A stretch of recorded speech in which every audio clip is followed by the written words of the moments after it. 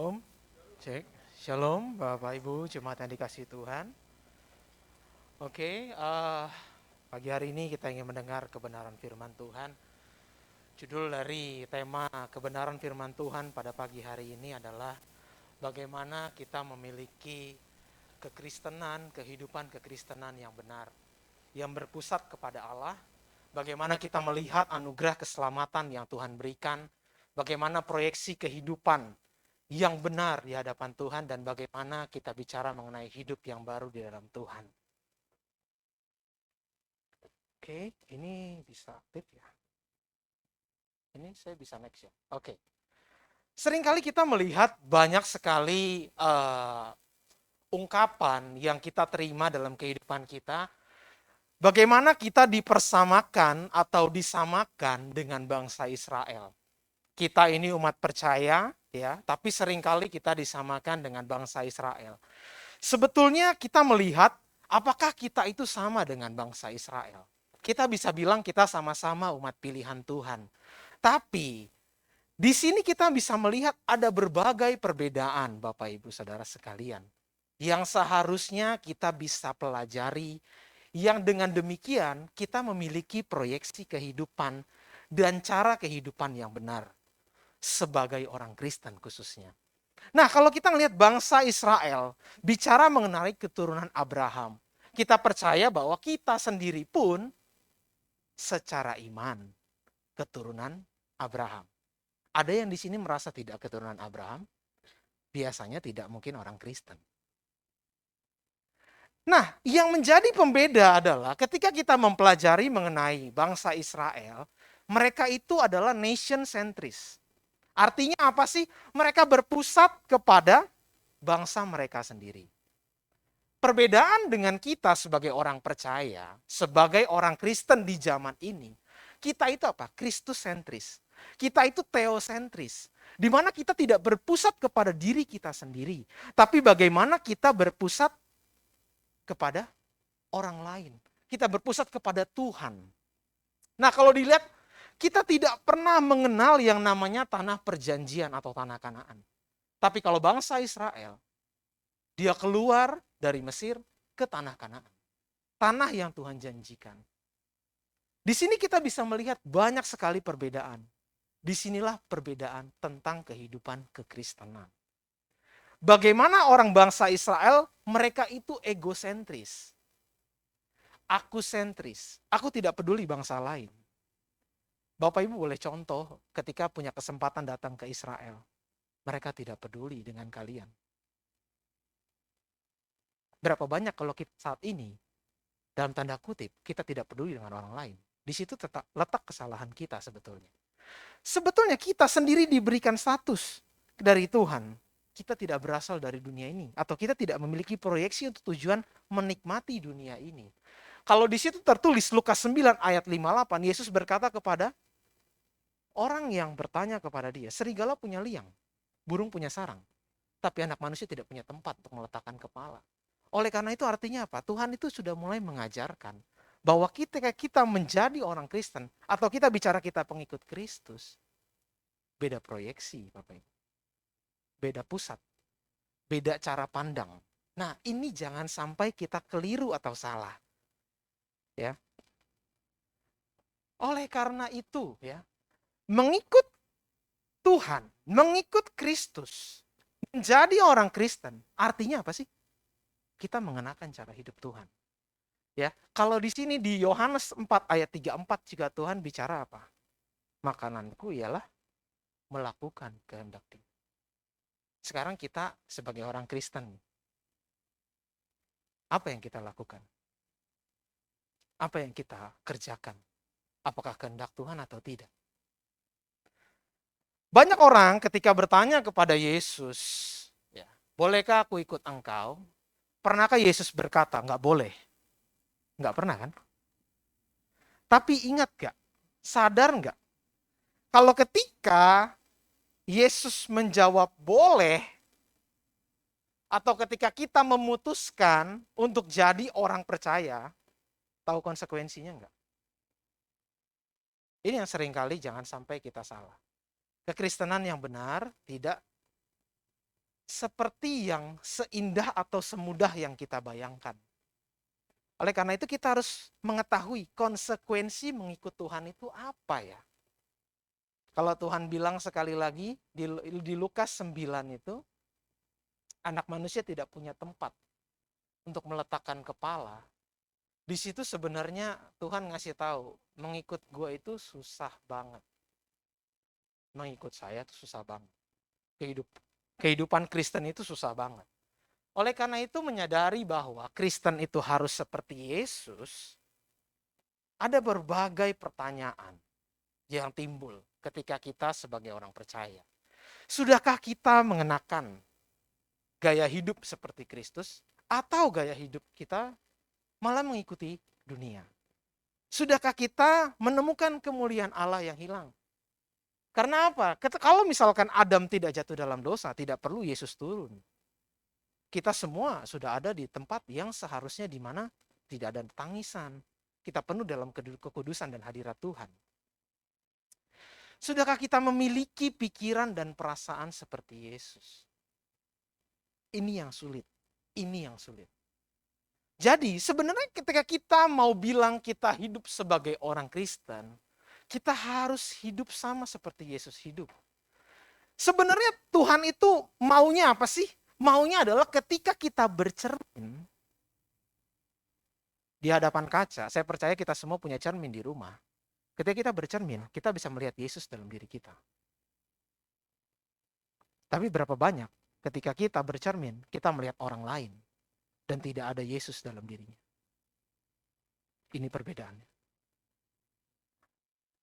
Jadi kalau kita bisa bicara bangsa Israel, dia itu sebagian dari dirinya berpusat kepada Taurat yang Tuhan letakkan. Bukan kepada pribadi Allahnya, tapi kepada Tauratnya. Oleh karena itu kalau kita bicara mengenai hukum Taurat, itu bukan hanya 10 perintah Allah yang tertulis. Tapi kalau kita ke bangsa Israel sekarang, kita bicara, wah banyak sekali udah kayak undang-undang kitabnya. Do and don'ts. Apa yang boleh, apa yang tidak boleh. Tapi di sini letak perbedaannya sekali lagi Bapak Ibu. Bagaimana kita memiliki kehidupan yang berpusat kepada Tuhan yang benar, Allah, yang kita percayai, yang kita cobakan gaya, yang kita coba kita kenakan gaya hidupnya. Oleh karena itu juga pertanyaannya adalah, apakah kehidupan bangsa Israel dapat kita contoh secara harafiah? Itu yang harus kita renungkan. Berapa banyak kita yang mencoba punya pola pikir seperti bangsa Israel di zaman perjanjian lama. Sebuah analogi sederhana ketika ada perjanjian baru, berarti perjanjian lama itu sudah diperbaharui. Artinya apa? Gaya hidup, standar hidupnya itu berbeda. Standar hidupnya itu berbeda. Kalau dulu kita bicara, kalau di perjanjian lama kita salah, kita bawa korban. Kita dapat pengampunan dosa. Betul ya? Bawa korban, persembahan dan sebagainya. Tapi ketika kita di perjanjian baru, kita percaya bahwa dosa kita sudah ditebus. Dosa dari manusia pertama sampai manusia terakhir selesai di kayu salib. Yang belum selesai apa? Kodrat dosa kita yang harus diperbaharui. Karakter kita yang harus diperbaharui. Sehingga kembali lagi, ketika Tuhan Yesus datang, percaya ya, nanti Tuhan Yesus suatu hari akan kembali, yang dia cari apa? Ketika dia melihat kita, adakah wajah Tuhan? Itu yang dicari. Bukan yang lain. Dia tidak mencari, oh kamu punya kekayaan sekian, oh kamu datang ke gereja sekian, oh sekian rajinnya. Tidak. Pertanyaannya adalah, adakah wajah Tuhan dalam diri kita? Itu yang dia cari.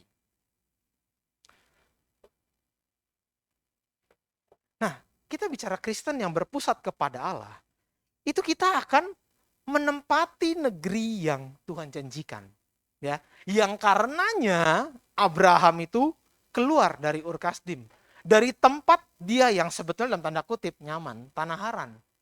Kemana sih? Ke langit dan bumi yang baru, Yerusalem baru yang Tuhan janjikan.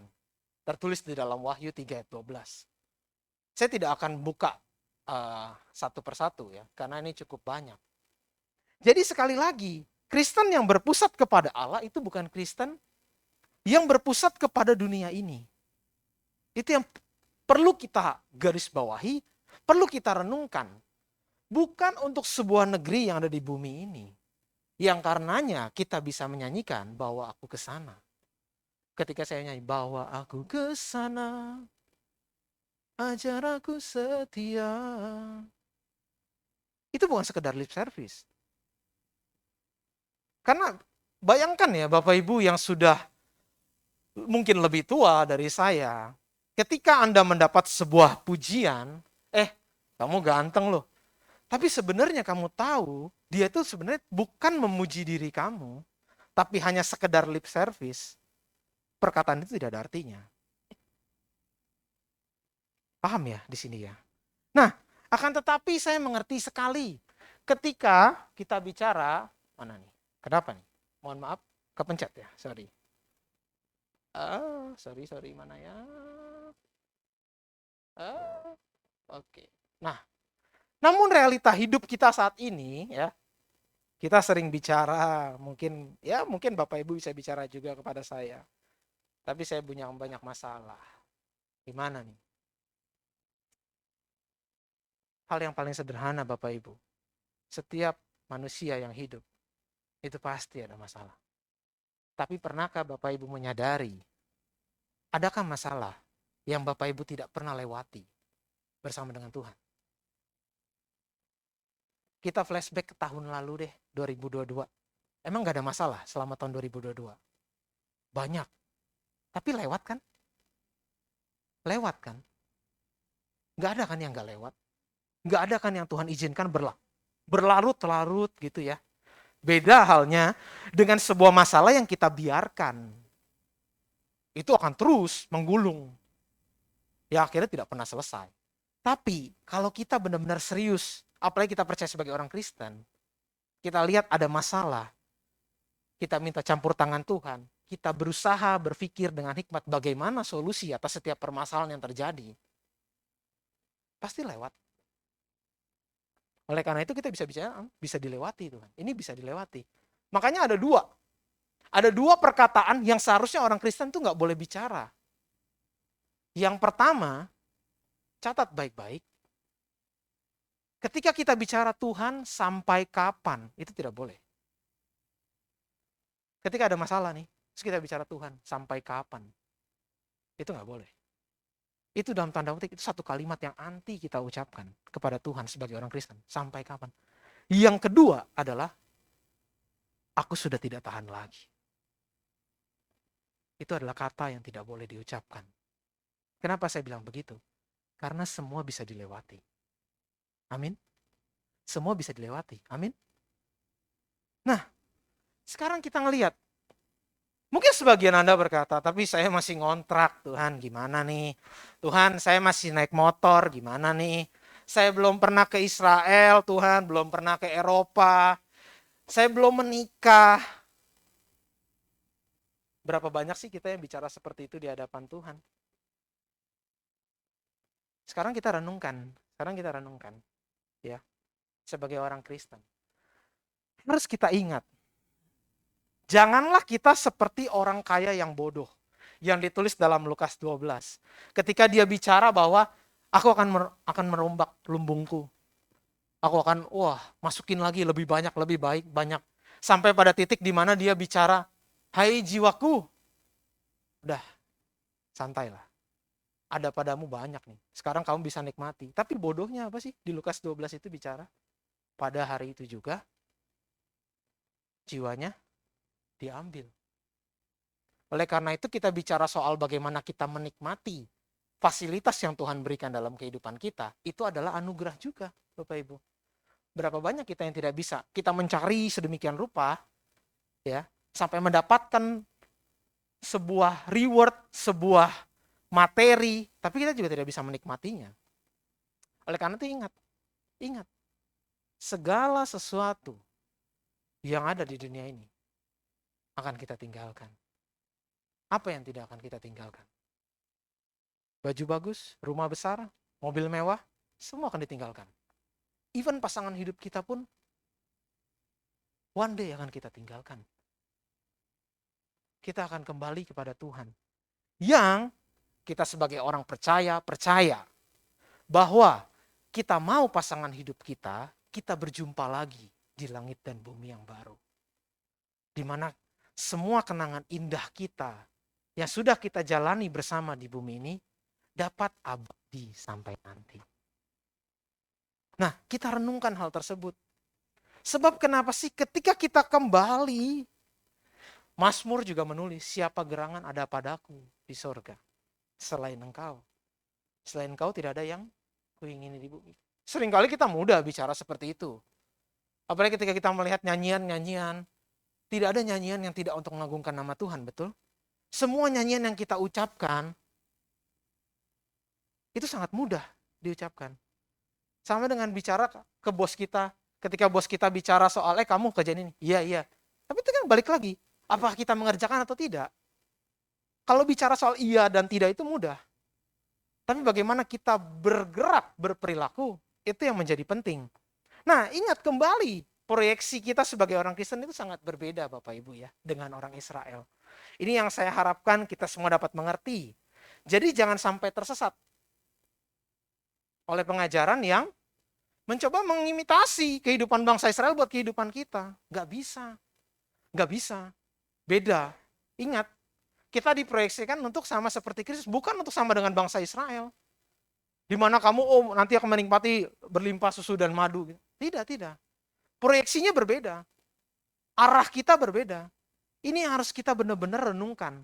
Kalau kita benar-benar ngaku ya, di KTP-nya tulisannya Kristen. Karena itu sebenarnya saya bilang, saya nggak pusingin itu. Mau namanya Kristen kayak, mau namanya apa kayak. Yang penting itu adalah siapa pribadi yang menjadi proyek percontohannya. Adakah Yesus Tuhan yang lahir di Nazaret atau pribadi lain? Karena itu tidak penting. Karena nanti apa? Berapa banyak gereja yang ribut soal doktrin? Berapa banyak? Doktrin Tritunggal, banyak yang punya versi A, B, C, D. Berapa banyak yang ribut lagi soal cara membaptis? Halo? Itu tidaklah penting. Yang terpenting adalah kepada siapa kita berpusat. Ketika kita mengaca, apakah kita kelihatan mukanya muka hamba Tuhan atau muka Yesus? Adakah yang kita contoh adalah hamba Tuhan A, hamba Tuhan B, hamba Tuhan C, atau Yesus? Itu yang menjadi penting. Oleh karena itu juga saya ingin kita semua tuh berpikir ya. Seringkali kita ini nggak tahu ya, sisa umur kita saat ini berapa sih? Itu seperti baterai yang udah merah sebenarnya. Yang gimana sih caranya supaya kita bisa punya baterai yang penuh lagi? Datang kepada Tuhan. Di-charge ulang. Sebab apa? Kalau kita berpikir soal umur kita, ya kita nggak pernah tahu, Bapak Ibu. Harinya Tuhan kita nggak ada yang tahu. Tapi ketika kita tahu nih, ini udah mulai kendor nih. Kamu harus charge lagi ke Tuhan. Harus dikonekin. Kalau baterai aja udah mau mati, kita konekin pasti. Sesegera mungkin sebelum dia mati. Betul ya? Karena ketika mati, itu repot. Seringkali kalau ke toko handphone, Pak, ini baterai jangan sampai habis ya. Kalau udah merah, di-charge. Kalau sampai mati, nanti ada resiko A, B, C, D, E. Sama, berapa banyak kita yang membiarkan kehidupan kita sampai mati. Harusnya tuh udah merah-merah nih. Udah, kok gue ngelakuin ini ya? Ketika kita orang percaya hidup dalam Tuhan, ketika kita melakukan sebuah kesalahan, mungkin kata-kata kita salah aja, kita berasa, kok ngomong itu ya? Salah. Bergumul lagi ke Tuhan. Tuhan ampuni saya. Salah kayak tadi salah ngomong. Nah, jangan pernah bicara, saya jemaat biasa tapi di 1 Petrus 2 ayat 9 ya. Di situ tertulis, kamulah bangsa yang terpilih, imamat yang rajani. Kalau kita ngelihat di King James Version-nya itu, kita bicara imamat yang rajani itu a royal priesthood. Royal. Bukan orang biasa. Kalau orang biasa ya, dia akan bilangnya citizens gitu loh. Tapi kamu itu a royal priesthood. Apalagi mungkin seringkali kita muncul perkataan bahwa saya nggak bisa sempurna ini. Saya sering lagi jatuh lagi. Di situ Matius 5 ayat 48 ya. Kita buka deh, daripada nanti saya dikomplain tidak pernah buka ayat, kita buka. Matius 5 ayat 48.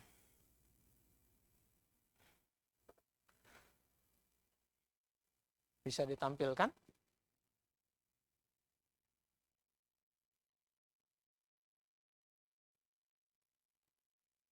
Oke. Di situ tertulis dengan sangat jelas buat setiap kita. Karena itu haruslah kamu sempurna.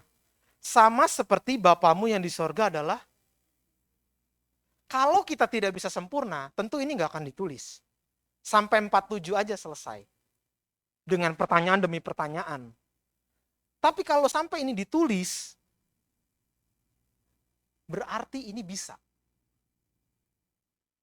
Sebuah analogi yang sederhana yang bisa saya bagikan kepada Bapak Ibu. Ketika misalkan saya sebagai proyek percontohan, saya misalkan anak SD, adakah saya diuji soal anak SMP? Yang menguji itu keliru. Kalau saya anak SD, saya diuji ujian nasional SD. Saya lulus atau enggak? Kalau lulus, sempurna. Paham ya? Kalau misalkan kita anak SMP, dikasih ujian nggak mungkin anak kuliahan. Yang kasih soal itu salah. Tapi kalau kita anak SMP, dikasih soal anak SMP kita lulus, sempurna. Paham? Jadi kondisinya, bukan saya tidak bisa sempurna. Tapi masalahnya saya udah sampai mana titiknya, dan apakah saya bisa lulus. Paham ya Bapak Ibu ya? Jadi nggak bisa bilang saya nggak bisa sempurna. Hati-hati dengan berbagai pembodohan. Udahlah, ini anugerah, kamu udah selamat. Hal-hal pengajaran yang seperti ini yang berbahaya sebagai orang Kristen saat ini. Ini kacau. Ya. Jadi, kita harus sampai titik di mana kita bisa menghidupkan Kristus dan bicara kepada orang lain. Ikuti teladanku. Seperti aku meneladani Kristus. Bisa nggak Bapak Ibu bicara yang orang tua ngomong ke anak, ikuti teladanku. Yang di rumah mungkin punya saudara yang lain, ikuti teladanku. Ini orang Kristen loh. Saya nggak bicara di luar ya, pengajaran atau kepercayaan lain. Tapi saya bilang kekristenan yang berpusat kepada Tuhan, itu bagaimana kita bisa ngomong kepada sebelahnya, ikuti teladanku. Hal-hal yang prinsip yang seharusnya kita bisa gumuli sebagai orang percaya. Di hadapan Tuhan, kita bicara mengapa Tuhan aku tidak kunjung rohani, mengapa sulit buat aku hidup kudus, apa aku sudah berkenan di hadapan Tuhan, siapa sih Allah itu sebenarnya, ya, apa benar keselamatan hanya dalam Yesus Kristus, apa benar tuh laut pernah terbelah, ya, apa benar bumi ini pernah dibanjiri oleh air bah, apa benar bumi ini akan menjadi lautan api, apa benar surga dan neraka itu ada, apa benar aku beriman dengan benar? Ini harusnya Bapak Ibu gumuli dalam hidup. Tapi berapa banyak kita menggumuli hal yang gak prinsip? Kapan hutang gue kebayar? Kapan gue nikah ya? Kapan anak gue punya anak? Kapan sakit gue sembuh ya? Kapan gue punya rumah pribadi, punya mobil? Kapan gue kaya ya? Kapan gue jadi bos? Ini gak prinsip loh Bapak Ibu. Kembali ke Lukas 9, serigala punya liang, burung punya sarang. Anak manusia tidak punya tempat. Tapi kalau kita masih di sini mainnya, di koridor di mana hal yang tidak prinsip yang kita gumuli, akan sulit buat kita bicara, saya orang Kristen. Karena tidak ada wajah Kristus. Saya ngomong seperti ini juga buat diri saya pribadi. Bukan hanya untuk Bapak Ibu. Setiap perkataan yang keluar dari mulut Tuhan, itu seperti pedang yang nusuk ke saya juga. Masalahnya begini ya, kita itu hidup di hari-hari yang berat, ya, di hari-hari yang sulit. Bagaimana saya menyikapi kehidupan dan Bapak Ibu menyikapi kehidupan, itu semua pilihan. Ya, aku memilih menjadi seorang seperti ini, itu pilihan. tidak ditentukan oleh orang lain. Ya. Contoh sederhana, ketika kita mencoba untuk berusaha dengan semaksimal mungkin dalam bidang pekerjaan kita, itu pilihan hidup kita. Saya mau maksimal mengerjakannya atau setengah-setengah. Itu pilihan. Ya. Oleh karena itu, ketika kita bicara soal hal yang tidak prinsip, itu sebenarnya mudah dilakukan. Karena orang yang tidak percaya atau orang yang tidak Kristen pun bisa. Berapa banyak orang yang tidak percaya Yesus tapi kaya raya? Apa yang mereka lakukan? Mereka bangun jam 5 pagi, mereka mulai berusaha, mereka berpikir kreatif, mereka berpikir sesuatu yang bisa mengubah sesuatu. Contoh yang paling sederhana. Pernah Bapak Ibu pernah tahu ada warung bakso, ya, tapi namanya bakso gebrak. Pernah tahu gak? Belum tahu. Bapak Ibu lagi makan bakso, tiba-tiba meja Bapak Ibu digebrak. Brah, rame tuh. Itu tempat rame. Padahal kaget kan kita lagi makan. Itu namanya bakso gebrak. Bisa entar tiba-tiba digebrak gitu sama yang jualan. Tapi rame. Itu bagaimana kita berpikir gitu loh. Bagaimana kita mencoba kreatif, bagaimana kita coba. Itu hal-hal yang tidak prinsip yang sebenarnya bukan hal yang sebenarnya harusnya menjadi pusat kita. Karena ini hal-hal yang seperti ini bisa dicari oleh orang-orang yang tidak mengenal Yesus. Nah, jeleknya inilah yang keparahan yang harus kita coba perbaiki dalam mindset kita.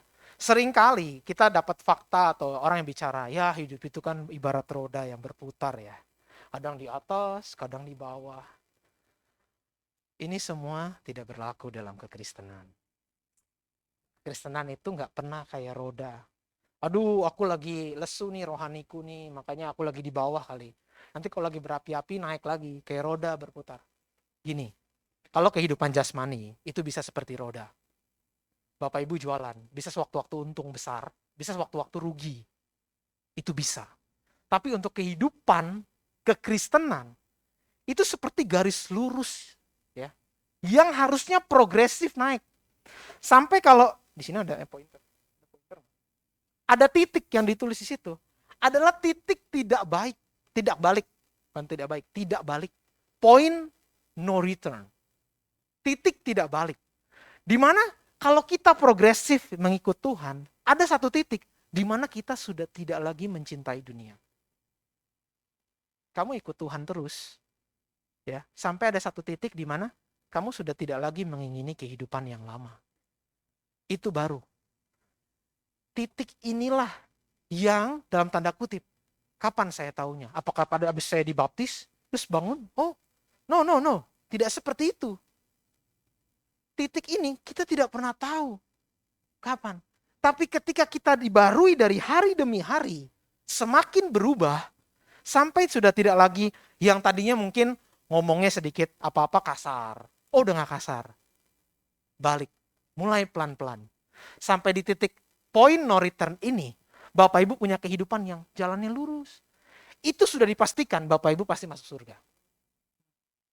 Paham ya? Sampai di titik itu sudah tidak melewati lagi, udah lewat nih. Nah, itu udah pasti masuk surga. Di mana surga itu sebuah kepastian yang pasti diterima. Yang pasti diterima. Oleh karena itu kita harus punya iman yang selalu bertumbuh di dalam Tuhan. Oke. Sorry, ini kenapa nggak bisa? Lanjut ya. Maaf. Hal yang penting ya dalam kekristenan kita, ini saya mungkin rada cepat ya. Dengan kita ke gereja, apa sih yang kita harapkan Bapak Ibu? Benefit apa yang kita peroleh? Adakah hidup kita diarahkan oleh gereja ke langit dan bumi yang baru? Atau justru malah memarkir kita di bumi ini? Ayo kamu jadi kaya, ayo kamu terkenal, ayo kamu hati-hati. Dan sebagai gereja juga, apa sih yang kita berikan ke jemaat? Musik yang bagus? Liturgi yang, wah teduh ya, enak ya. Ini satu hal yang penting, yang harus kita pertanyakan.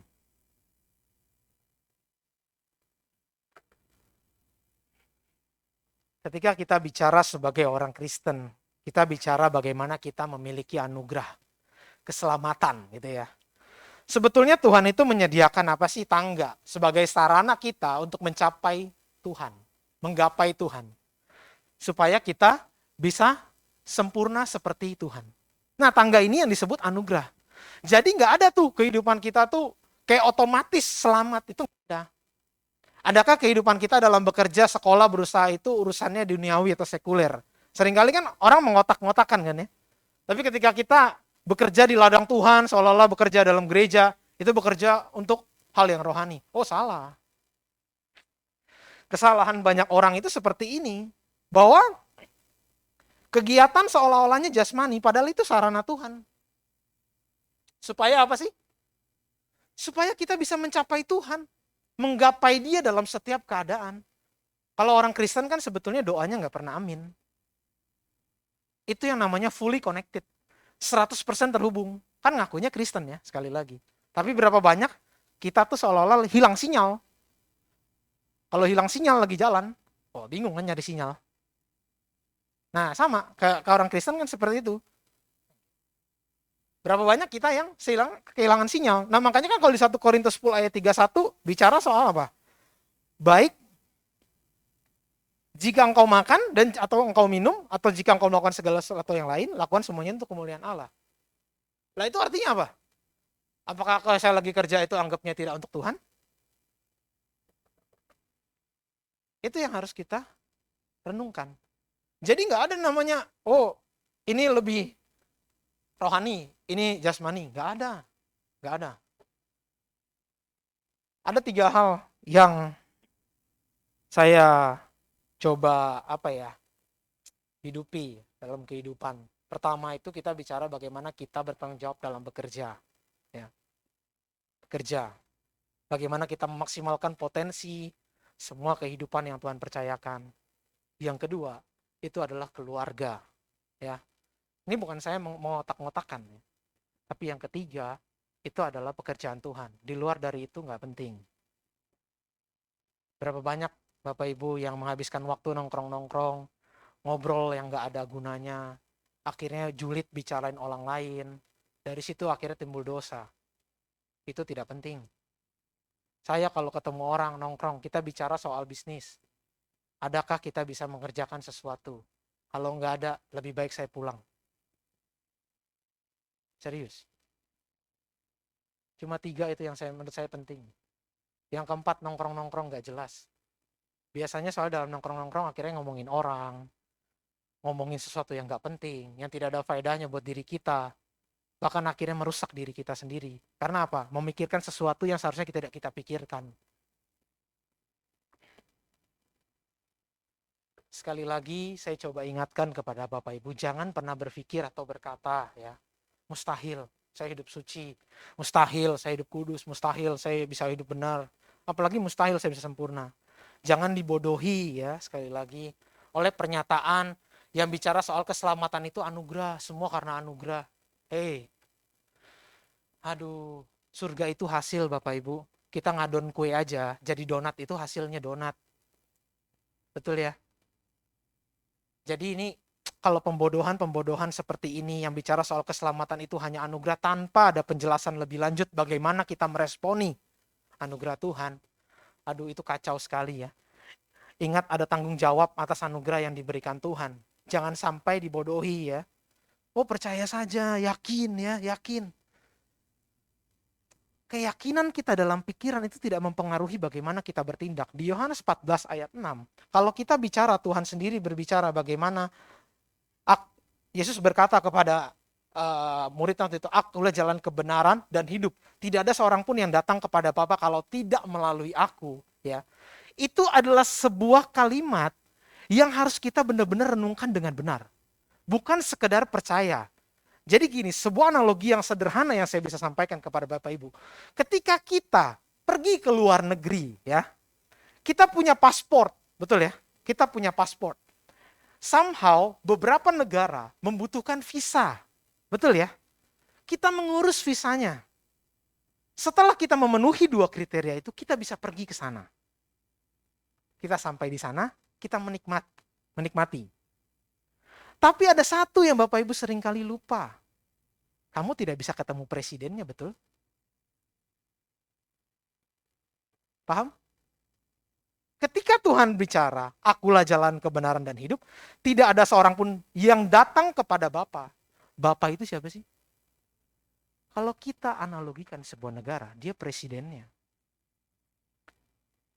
Paham gak di sini? Jadi bukan sekedar sesimpel itu.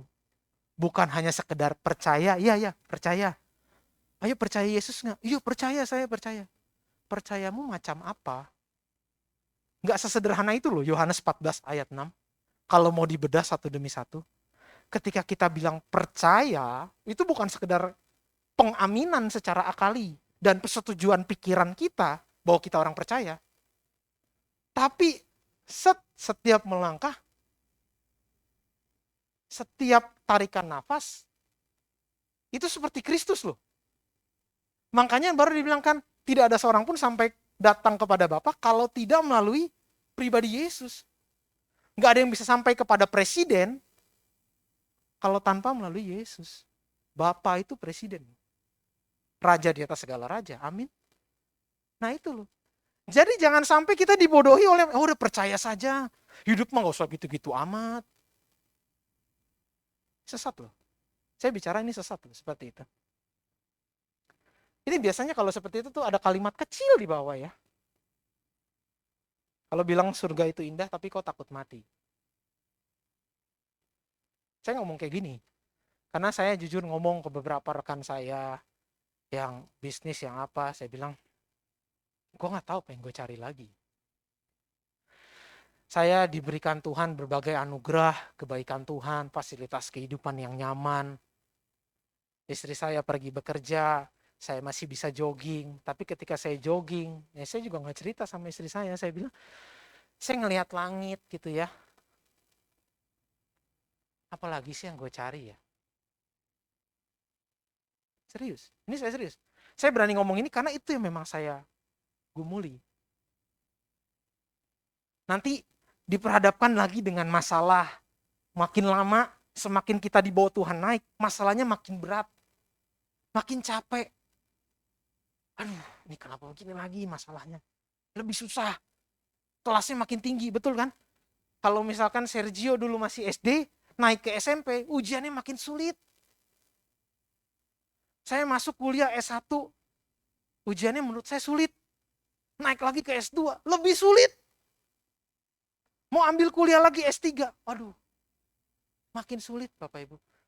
Lagi kayak gini, bukan saya frustasi, tapi makanya dengan seperti itu saya punya proyeksi bahwa ya elah, hidup begini doang kok. Serius. Orang yang mencoba berusaha dengan berbagai macam cara ya untuk jadi kaya, sampai nanti di titik tertentu ketika kamu memiliki suatu, contoh naik mobil, yang paling sederhana lah. Oh, naik mobil enak ya. Nanti udah naik mobil, apalagi ya? Mobil gini doang kok. Apa ya? Pesawat? Helikopter? Akan ada titik di mana kita akan hanya bertanya gitu loh. Kok gini doang ya?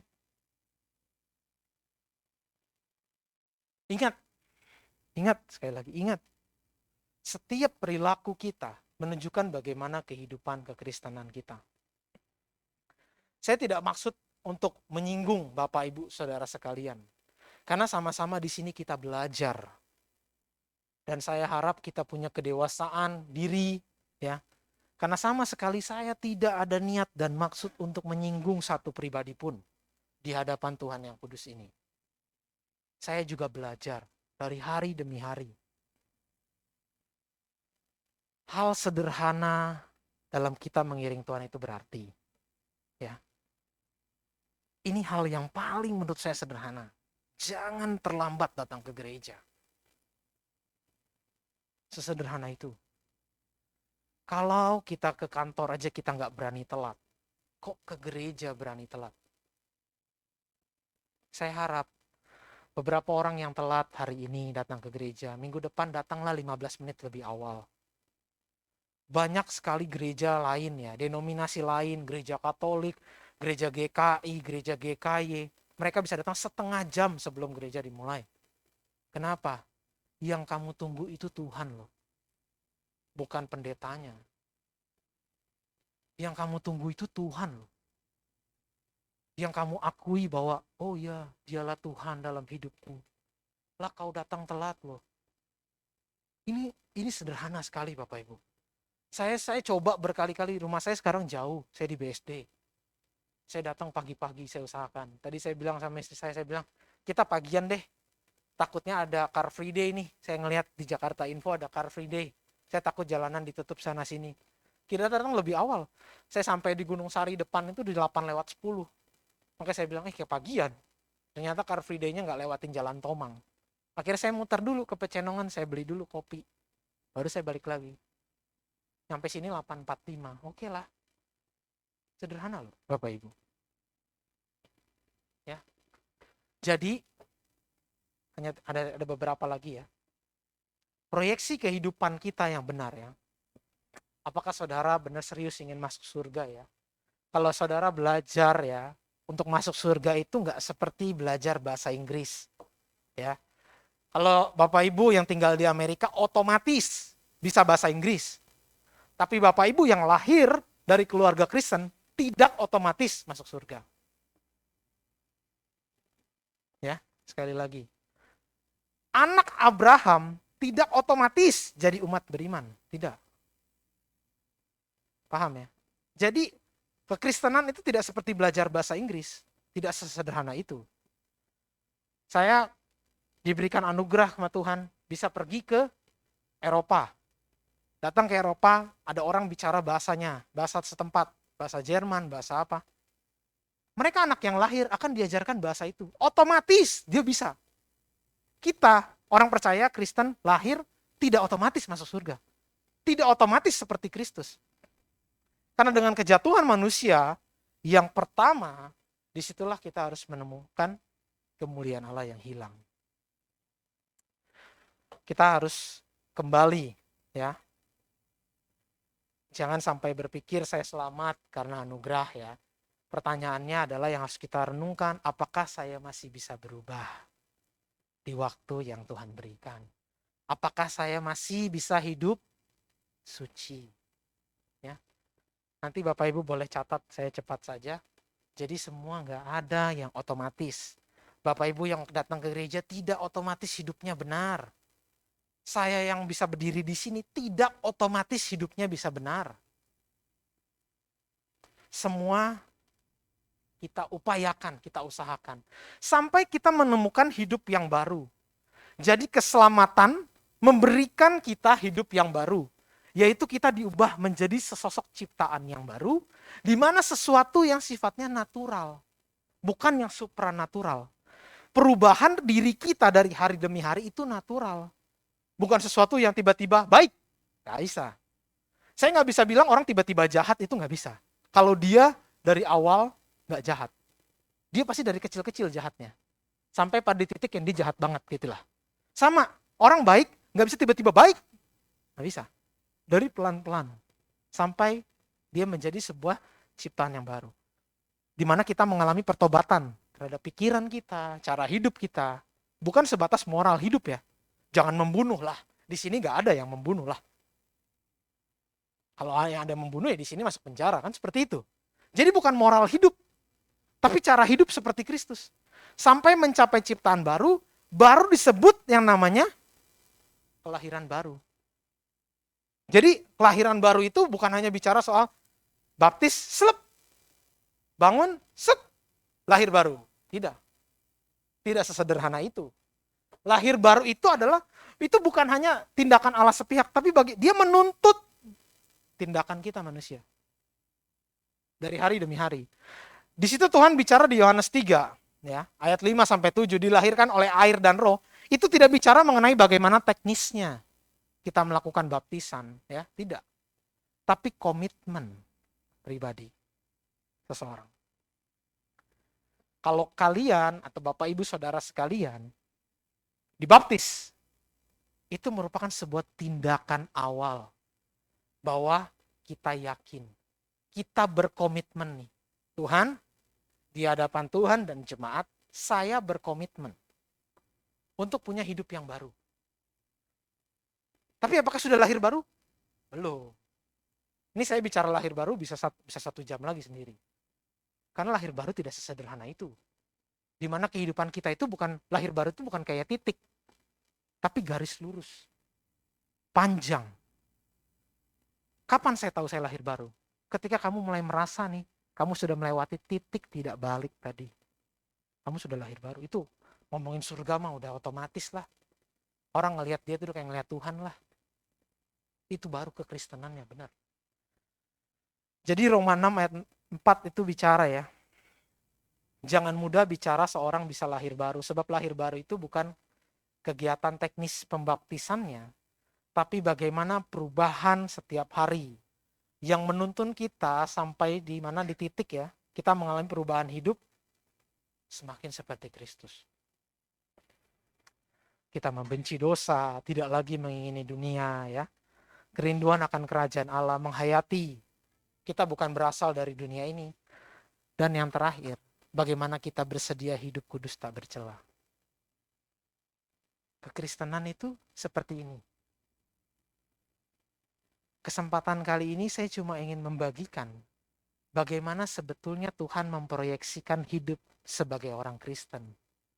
Jadi dari hari demi hari, setelah keluar dari wilayah ruangan ini, itulah perjuangan Bapak Ibu semua. Perjuangan saya pribadi. Sulit gak? Sangat sulit. Tapi kalau kita mencoba berusaha dengan semaksimal mungkin.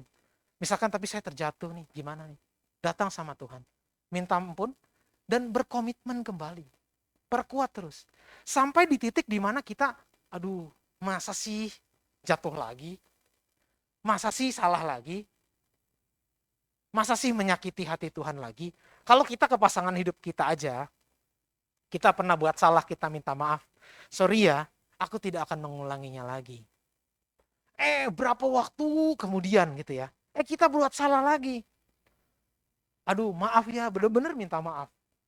Saya tidak akan mengulangi itu lagi.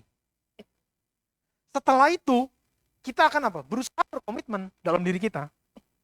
Oh, gue gak akan lakuin ini lagi nih. Terhadap yang kelihatan kita mampu. Terhadap yang tidak kelihatan, itu yang kita pertanyakan. Pertanyaan besar dalam kehidupan kita. Bagaimana kita bisa berkenan di hadapan Tuhan? Bagaimana kita mesti memiliki kehidupan yang benar-benar Kristen nih. Ini Kristen nih. Jadi kalau nanti one day, satu saat, ketika orang di sini semuanya berubah hari demi hari, semakin seperti Kristus, kiri kanan tuh ngeliatnya udah kayak sama. Kayak Tuhan loh. Kayak Kristus loh. Semua. Tapi jangan sampai kita seperti Kristen yang dalam tanda kutip pramugari. Bapak Ibu yang sudah pernah naik pesawat ya, ini saya tutup. Ketika kita naik pesawat, wah selamat siang, welcome on board ya. Seat nomor berapa Pak? Oke, arah sebelah sana, silahkan.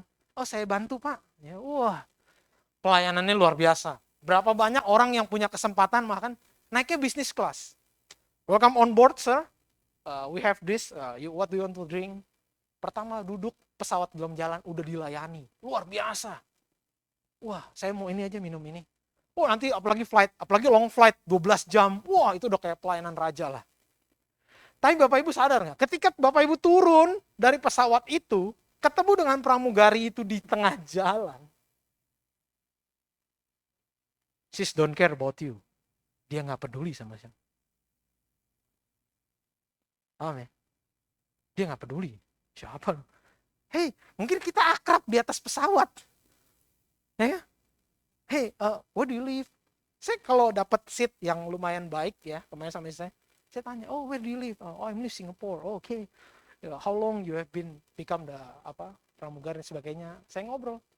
Tapi kalau turun dari pesawat, hey, dia nggak peduli. Siapa lu? Tapi kita kan ngomongnya sebagai diri pribadi orang Kristen yang seperti Kristus. Masa sih? Ketika nanti di luar dari ini, bodoh lah. Siapa lu? Gak bisa kan? Itu letak perbedaannya loh. Bapak Ibu yang punya kesempatan pergi ke Israel, ngeliat orang Yahudi sekarang, mereka nggak peduli sama Bapak Ibu. Kalau hari Sabat, hari Sabtu, semua dimatiin. Lah, saya nggak bisa naik tangga nih, harus naik lift. Hei, gue nggak peduli, naik tangga. Nggak boleh. Itu seperti itu loh. Kita udah mulai nyontoh loh di Bali. Kalau nyepi, adakah Bali peduli sama dirimu? Hei, lagi nyepi, tutup, matiin. Mereka nggak peduli. Tapi kita orang Kristen, kita peduli terhadap keselamatan sebelah-sebelah kita.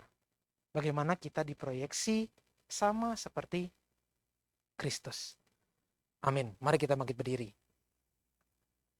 Katakan, Tuhan, perkenankan aku